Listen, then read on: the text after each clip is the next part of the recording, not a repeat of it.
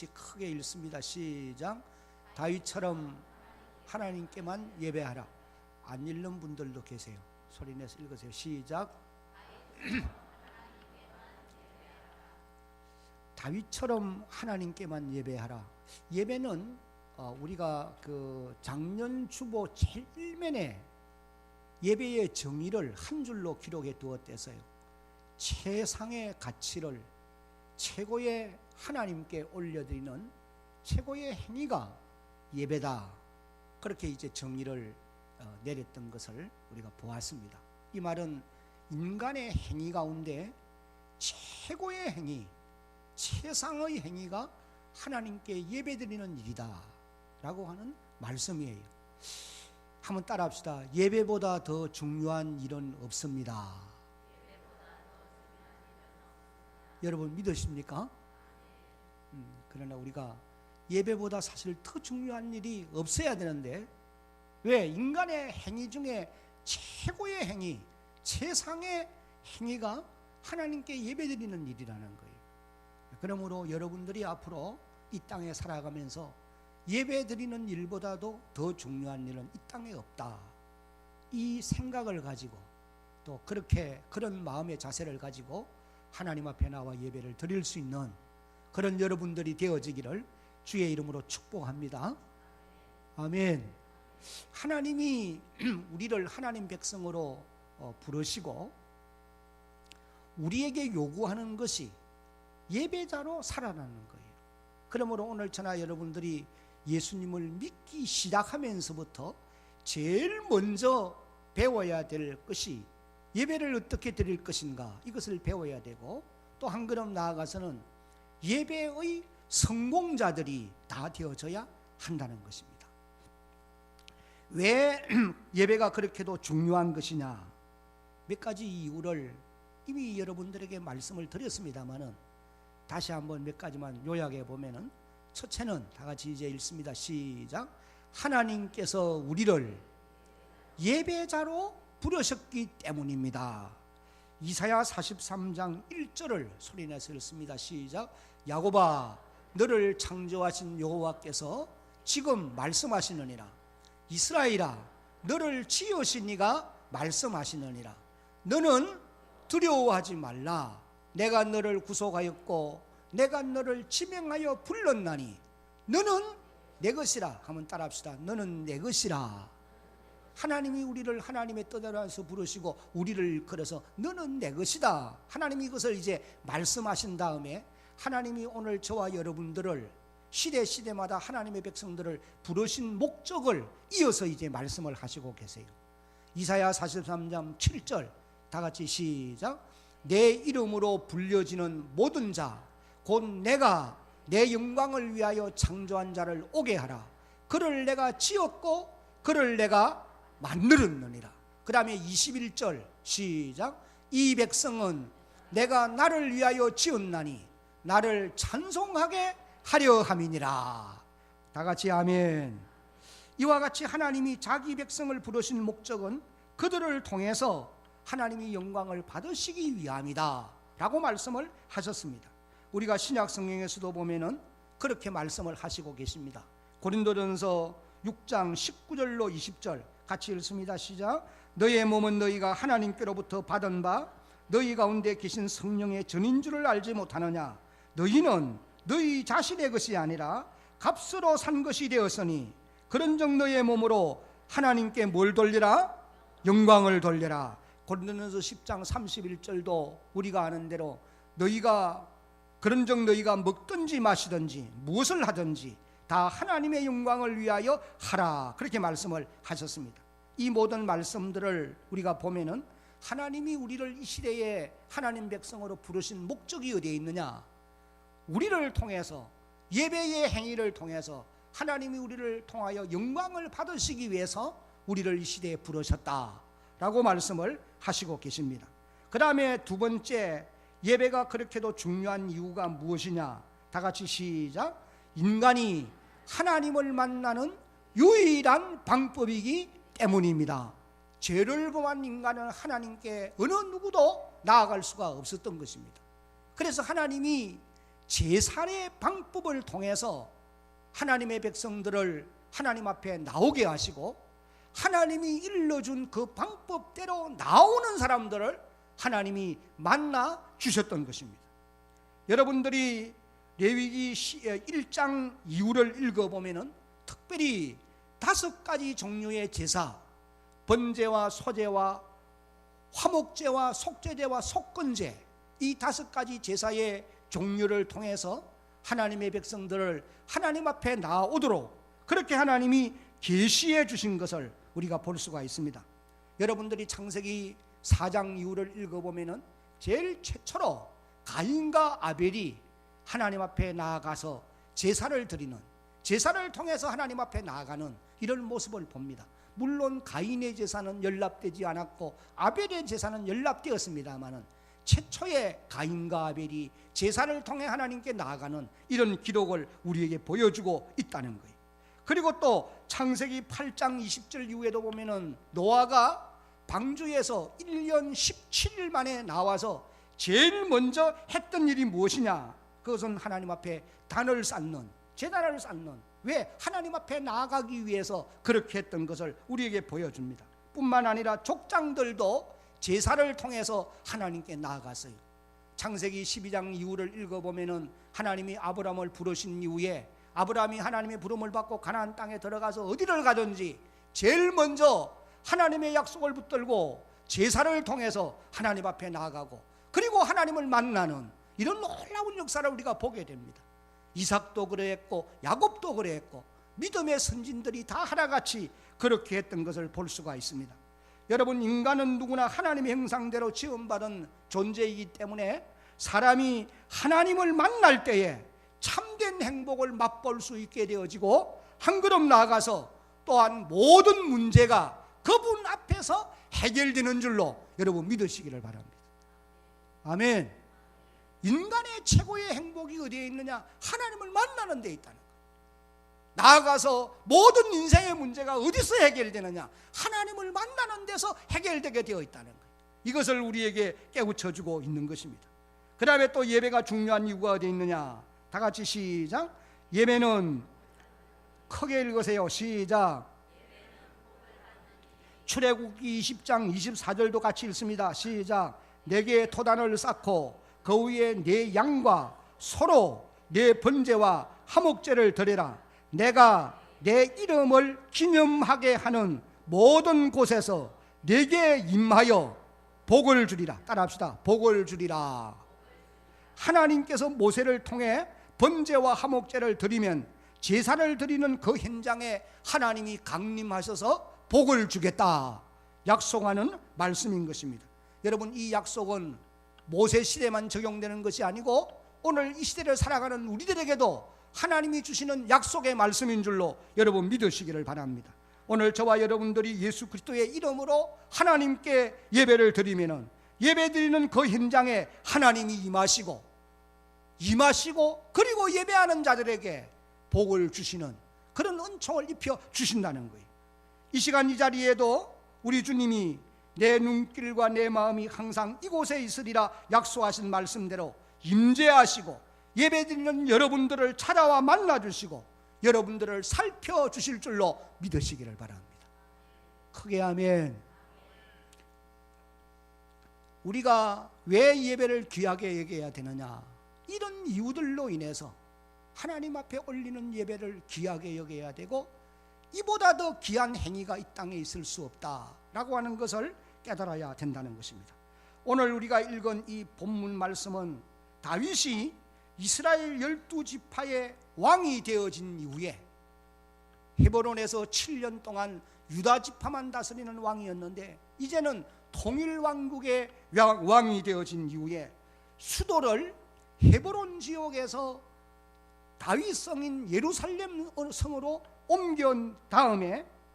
옮기고 그동안 이스라엘을 괴롭게 했던 블레셋을 비롯하여 주위에 있는 여러 나라들을 쳐서 정복한 다음에 다윗이 제일 처음으로 했던 일이 오늘 이 본문에 이제 기록되어 나오는 내용인 것입니다.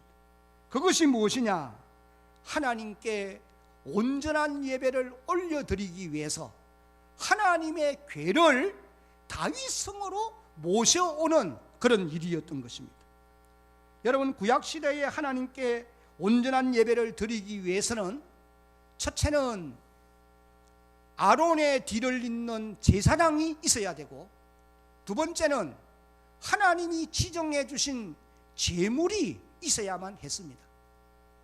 부자는 황소, 보통 사람들은 어린 양, 흠없는 어린 양, 그리고 가난한 사람들은 비둘기 한 상, 하나님이 지정해 주신 온전한 제물이 있어야 돼. 그리고 이제 세 번째는 법궤를 모신 성막이나 혹은 성전이 있어야만 했던 것입니다. 우리가 아는 바와 같이 다윗왕 시대 때는 제사장도 있었고 제물도 있었지만은 하나님의 궤를 모시고 있는 성막이 없었던 것입니다. 여러분, 우리가 한 가지 여기서 알아야 될 것이 무엇이냐면은 성막에서 가장 중요한 것은 언약궤입니다. 다른 말로 법궤 또 혹은 하나님의 궤라, 그렇게 이제 성경이 기록을 하고 있어요. 이 언약궤 속에는 십계명 두 돌판이 들어 있습니다.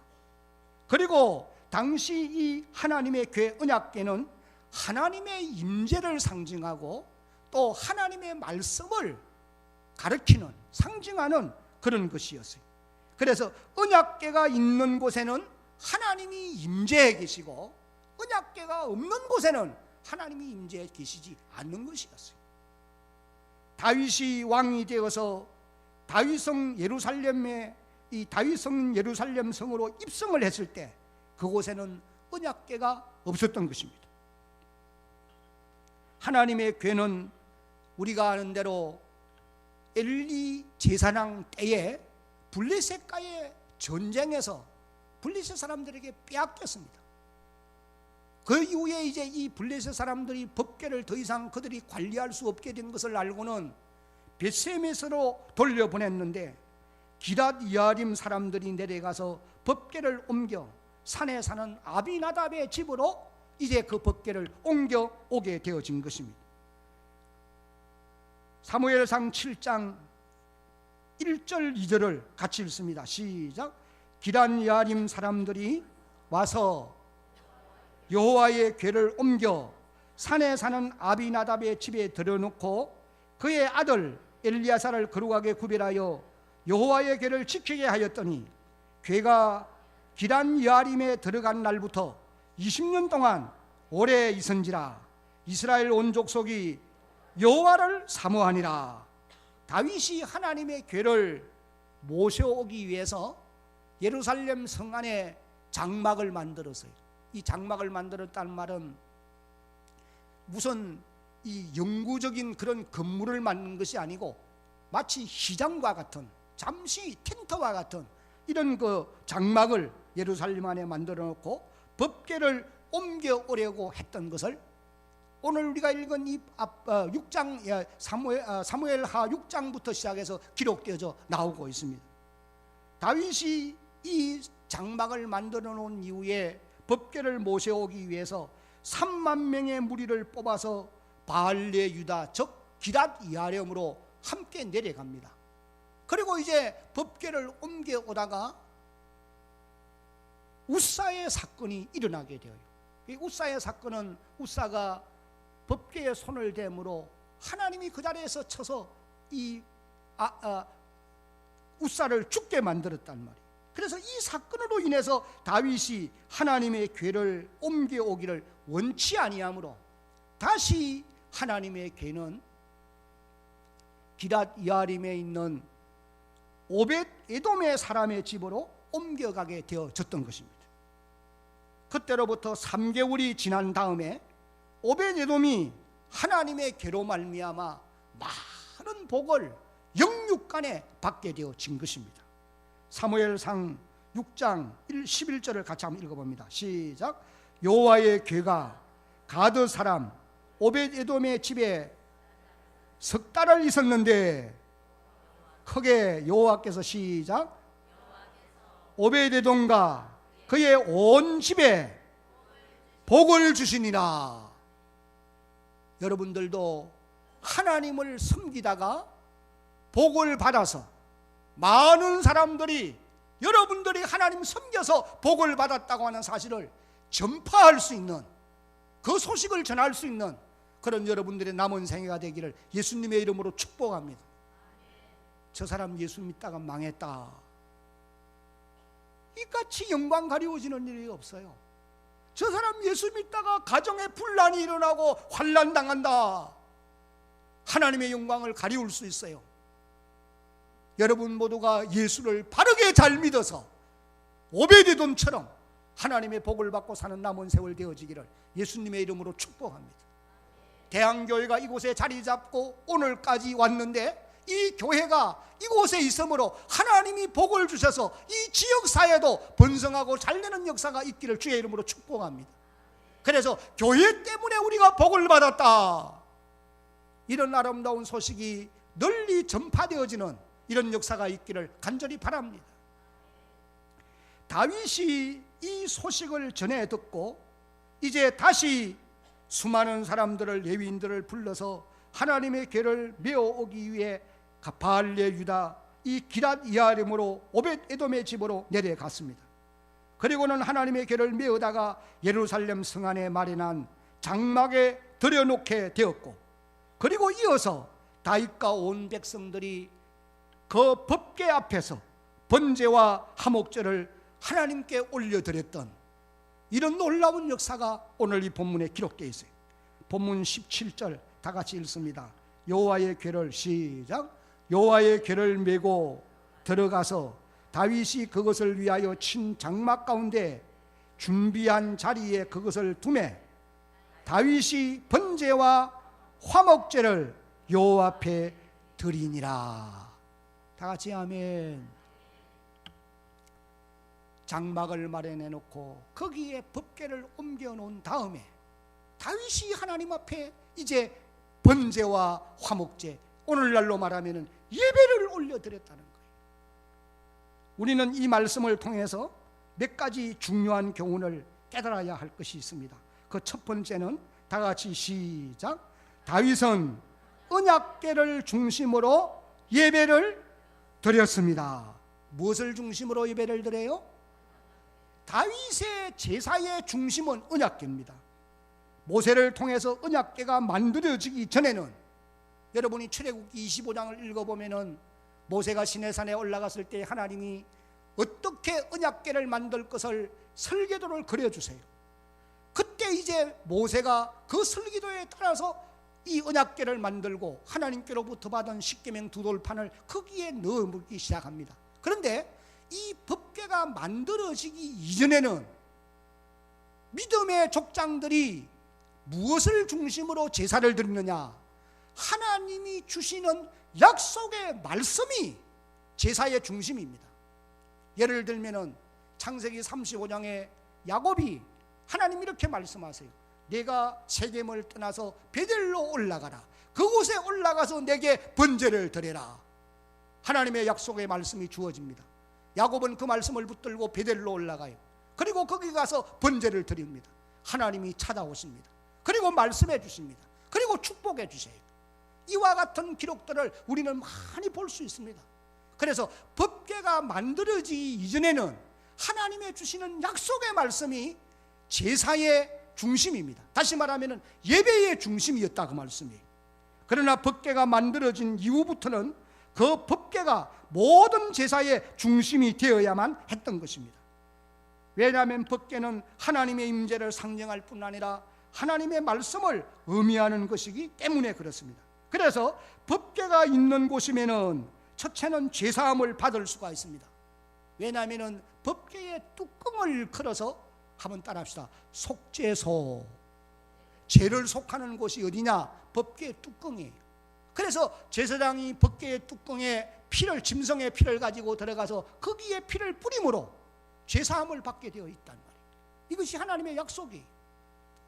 그래서 법궤가 있는 곳에서 죄사함을 받게 되고 또 법궤가 있는 곳에서 하나님을 만날 수가 있는 것입니다. 왜? 법궤는 하나님의 임재를 상징하는 곳이기 때문에. 그 다음에 또 나아가서는 백성들이 거기서 하나님의 복을 받게 되어졌던 것입니다.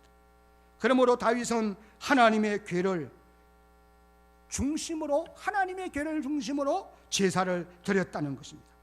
우리가 읽은 13절에도 보면은 언약의 궤를 맨 사람들이 6걸음을 가매 다윗이 제사를 드리고 라고 기록했고, 조금 전에 우리가 읽었던 17절 말씀에도 보면은 언약 궤를 장막 가운데 거기에 두매 번제와 화목제를 요 앞에 드렸다, 그렇게 이제 기록을 하고 있는 것입니다. 여러분, 오늘 우리는 다윗이 언약궤를 중심으로 예배를 드리는 모습을 보면서 오늘 우리 성도들은 무엇을 중심으로 예배를 드려야 될 것이냐? 첫째는 예수 그리스도를 중심으로 예배를 드려야 합니다. 따라합시다. 예수 그리스도가 예배의 중심입니다. 왜냐하면 예수님만이 영원한 제사장이 되시고 온전한 제물이 되기 때문이며, 한 걸음 또 나아가서는 예수님만이 우리를 하나님 앞으로 인도하는 온전한 중보자가 되시기 때문에, 요한복음 14장 6절에 내가 길이요 진리요 생명이니 나로 말미암지 않고는 아버지께로 올 자가 어느 누구도 없느니라. 우리는 주님을 통해서 하나님께 나갈 수 있게 되고 예수님 통해서 하나님의 복을 받게 되는 줄로 믿으시기를 바랍니다. 오늘 저와 여러분들이 예배드리는 이 현장에 예수 그리스도께서 함께 계심을 믿으시기를 바랍니다. 크게 아멘. 왜냐하면, 왜 이곳에 계심을 우리가 믿을 수 있느냐 하면은, 여러분 마태복음 18장 20절에 예수님 말씀하시기를 두세 사람이 내 이름으로 모인 곳에는 나도 그들 중에 어떻다고요? 있느니라. 큰 소리로 한번 읽습니다. 시작. 두세 사람이 내 이름으로 모인 곳에는 나도 그들 중에 있느니라. 오늘 저와 여러분들이 이곳에 예수의 이름으로 모였음을 믿으시기 바랍니다. 그러므로 하나님이 이 자리에 임재해 계신다는 사실이, 우리 예배의 중심은 예수 그리스도가 되어야 돼요. 어떤 인간이 높임을 받아서도 되지 않고 무슨 물질이 우리의 예배를 방해해서도 안 되고, 우리의 예배의 중심은 예수 그리스도가 되어야 된다는 거예요. 그러면은 하나님의 말씀이 오늘 우리 예배의 중심이 또한 되어야 하는 것입니다. 왜냐하면 말씀에 근거한 예배라야 하나님이 기뻐 받으시기 때문인 것입니다. 그래서 예수님께서 요한복음 4장 24절에서 예배하는 자는, 따라합시다, 영과 진리로 예배할지니라. 여기서 말하는 진리가 뭐냐? 하나님의 말씀이. 그러므로 오늘 우리가 드리는 예배의 중심은 반드시 하나님의 말씀이 되어야 한다. 이것을 우리에게 일깨워 줍니다. 그 다음에 한 걸음 또 나아가서는 성령이 우리 예배의 중심이 되어야 하는 것입니다. 성령님은 예수님의 영으로서 우리의 예배를 인도해 주시는 분이에요. 말씀을 들을 때 말씀을 깨닫게 하십니다. 믿게 하십니다. 기도를 드리고 찬양을 드릴 때에 우리의 마음에 감동을 주시는 분이, 성령의 인도를 따라서 예배를 드리는 예배가 하나님이 기뻐 받으시는 참된 예배라는 거예요. 그러므로 성령으로 예배해야 된다 라고 말하는 사실입니다. 성령이 오셨네, 성령이 오셨네, 내 주에 보내신 성령이 오셨네. 우리 가운데 지금 찾아오셔서 그 나라 꿈꾸게 하시고 그 나라 소망 가지고 살아갈 수 있게 하시는 분이 예수 그리스도의 영이신 성령님인 줄로 믿으시기 바랍니다. 사랑하는 성도 여러분, 다윗이 하나님의 언약궤를 중심으로 번제와 화목제를 드린 것처럼 오늘 우리 성도들은 성령의 인도하심을 따라 예수 그리스도와 그분의 말씀이 우리 예배의 중심이 되어야 할 것입니다. 이것을 우리에게 일깨워 주고 있는 것입니다. 그 다음에 이제 두 번째로 다 같이 한번 읽습니다. 다윗은, 시작.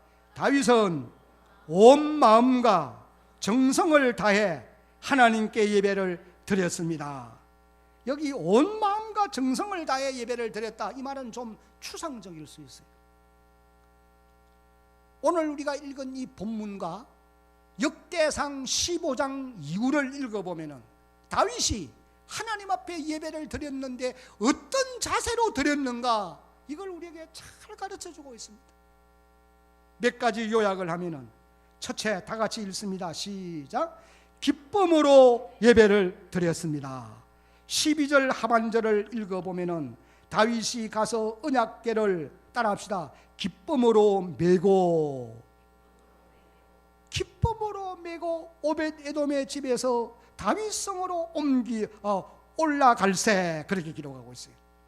여기 기쁨으로라고 하는 이 말은 하나님이 주시는 기쁨을 말하는 것입니다.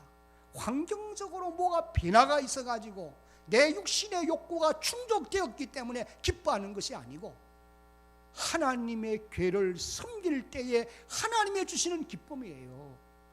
오늘 우리들에게 적용하면은, 여러분들이 신앙생활을 하면서 주를 섬겨 일함으로 하나님이 주시는 기쁨을 말씀하는 것입니다.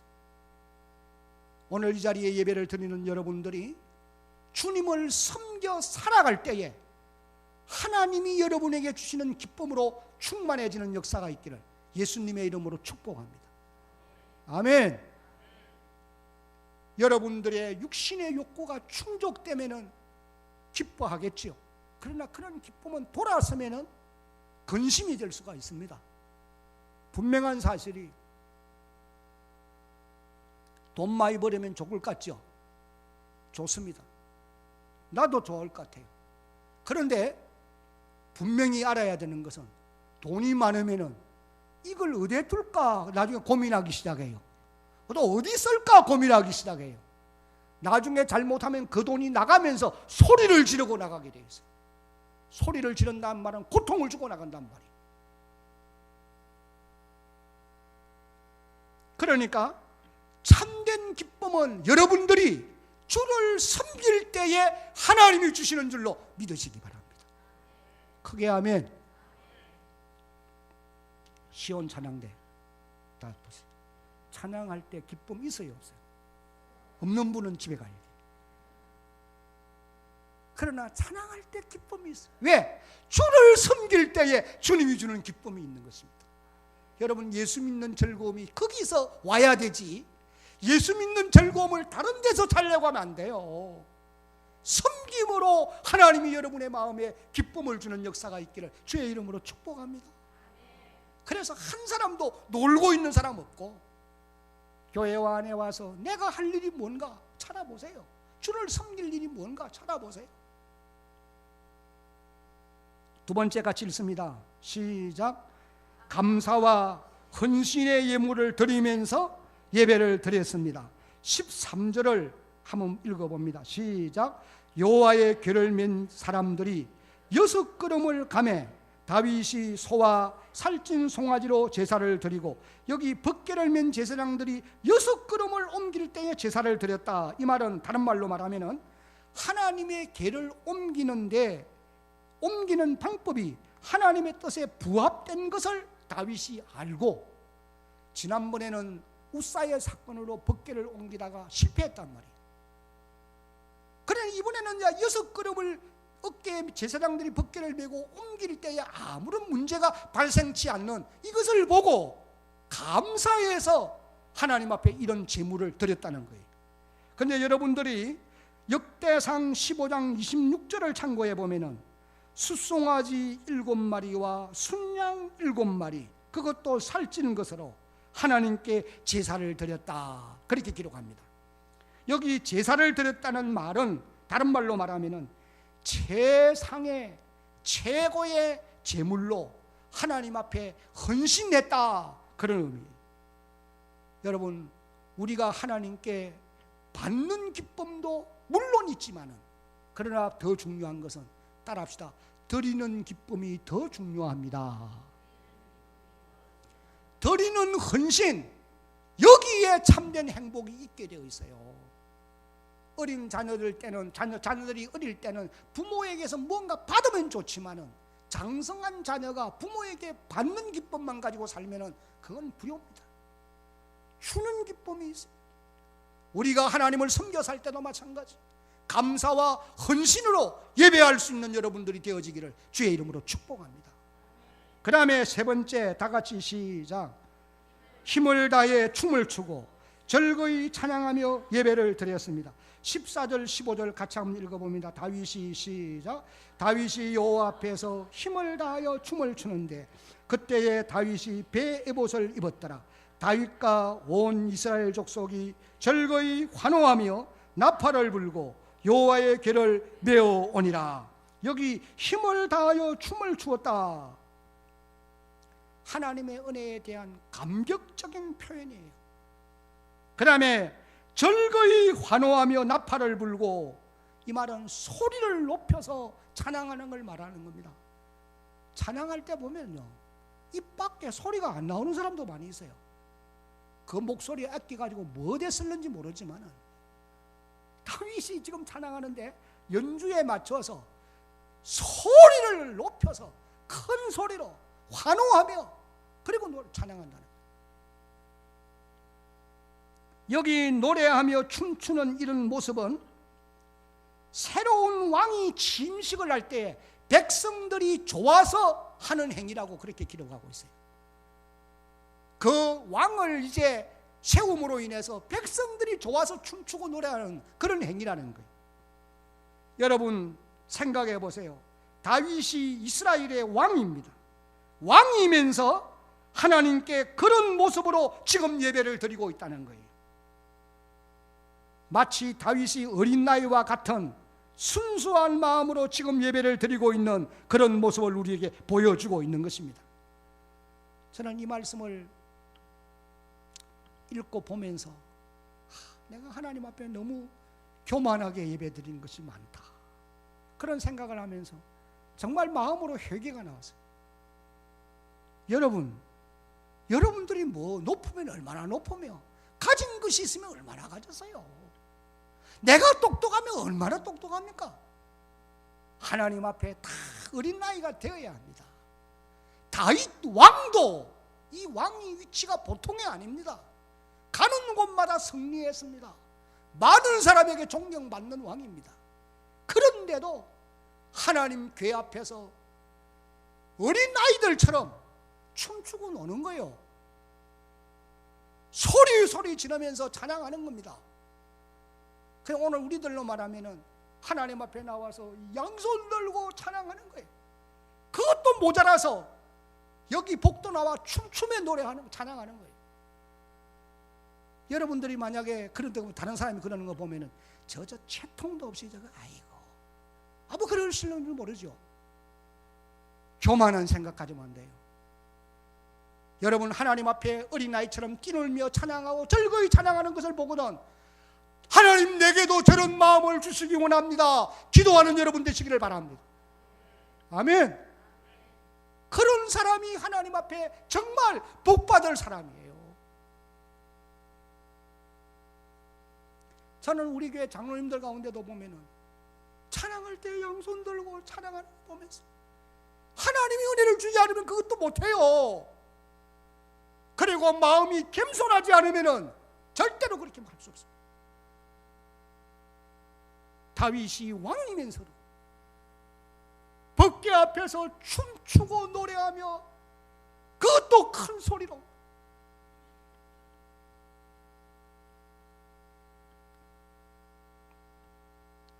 오늘 여러분들이 이런 자세로 하나님 앞에 나아가면 하나님이 반드시 만나주시고 위로해 주시고 치료할 자 치료해 주시고 복 주실 자 복 주실 줄로 믿으시기를 바랍니다. 크게 아멘. 그 다음에 마지막으로 다 같이 시작. 다윗은 24시간 죄송합니다. 네 번째 다 같이 시작. 다윗은 아주 겸손한 마음으로 예배를 드렸습니다.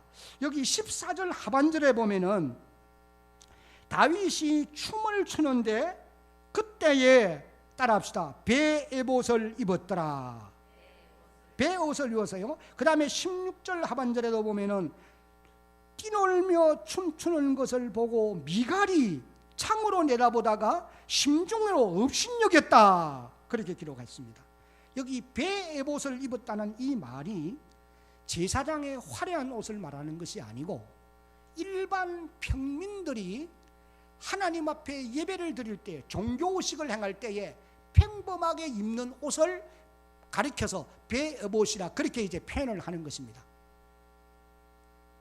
그리고 또 미갈이 왕이 띠를 춤추는 것을 보고 업신여겼다. 그 말은 왕이 채통을 안 지키고 어린 아이처럼 가볍게 행동하는 것을 비웃는 거예요. 다윗은 조금 전에 말씀드린 대로 이스라엘 나라의 존경받는 왕입니다. 그는 내가 볼 때 최고의 권위를 가지고 최고의 왕복을 입고 그리고 백성들 앞에 나와서 하나님께 예배할 수 있어요. 그러나 다윗은 그런 자세로 나오지 않고 겸손한 마음으로 평범한 사람들과 같이 옷을 입고 하나님 앞에 나왔고 마치 어린 아이들처럼 춤추며 노래하며 소리로 지르면서 하나님을 찬양하는 그런 모습을 우리에게 보여주고 있는 것입니다. 다윗이 이런 모습으로 하나님 앞에 나온 것은 그의 겸손한 모습을 우리에게 보여주는 것입니다. 그는 이스라엘의 진정한 왕입니다. 하나님이 이스라엘 백성들의 진정한 왕이요 자신이 정말 그분 앞에 두렵고 떨리는 마음으로 서야 될 존재라고 하는 것을 깨달아 알았기 때문에 하나님만을 이스라엘의 왕으로 높이기 위해서 그분 앞에서 자신이 철저히 낮아진 모습이에요. 다윗의 이런 모습은 오늘 우리 모든 성도들이 하나님을 어떤 자세로 섬겨야 되며 어떤 마음으로 하나님께 예배를 올려야 될 것인가, 이것을 우리가 깨달을 수 있는 것입니다. 오늘 여러분들이 이런 자세로 주를 섬겨 살아가는, 그래서 하나님 앞에 나올 때마다 항상 겸손한 자리에서 겸손한 마음으로 예배를 올려드릴 줄 아는 그런 여러분 되어지기를 주의 이름으로 축복합니다. 마지막으로 5번째, 다 같이 시작. 찬양으로 하나님께 예배를 드리게 했습니다. 여러분이 역대상 23장부터 25장까지를 읽어보면 아삽, 헤만, 여두둔 이 세 사람을 찬양 지휘자로 세워요. 그리고 그 설하에 288명의 노래에 탁월한 뛰어난 이런 사람들을 또한 세웁니다. 그러니까 우리 교회 안에도 이 찬양을 잘하는 재능을 가진, 달란트를 가진 분들이 있잖아요. 이 288명의 전문적인 지식을 가진 이런 대원들을 레위인들 가운데서 또 뽑아요. 그 다음에는 4,000명의 악기를 연주하는 이런 사람들을 세우는 겁니다. 한번 생각해 보세요. 이 규모가 어느 정도이겠는지. 이 지금 우리 본당 안에 꽉 차던 게 앉아도 다 못 앉아요. 그리고는 이제 이 사람들을 24반열로 나누는 거예요. 그렇게 해서 24시간 하나님의 교회 앞에서 찬양하고 기도하고 하나님께 예배하도록 만들었다는 거예요. 놀라운 역사입니다. 여러분, 이런 모습은 마치 요한계시록 4장을 읽어보면 하늘 보좌에 계신 24장로들이 24시간 하나님의 보좌 앞에서 거룩하다 거룩하다 거룩하다, 하나님의 이름이 영광을 받으시기 원합니다, 찬양하는 모습이에요. 다윗이 그렇게 하나님께 예배를 올려드렸다는 거예요.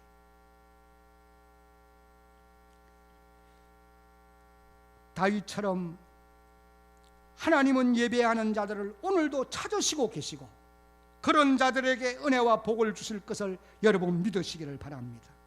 오늘 이 자리에 함께한 여러분들이 날이 가면 갈수록 좋은 예배자로 하나님 앞에 설 수 있기를 예수님의 이름으로 축복합니다. 크게 하면 여러분의 마음에 악한 생각들 다 물리치세요. 내가 하나님 앞에 나올 때마다 겸손한 마음으로 하나님께 예배할 수 있는 그런 여러분들이 되어지기를 주님이 원하고 계신다는 거예요. 내가 하나님 앞에 이런 마음의 자세로 예배를 하기 시작하면은 첫째는 내가 변화되게 돼요. 한 걸음 나아가서 나와 관계되어 있는 모든 사람들이 다 변화되어질 줄로 믿습니다.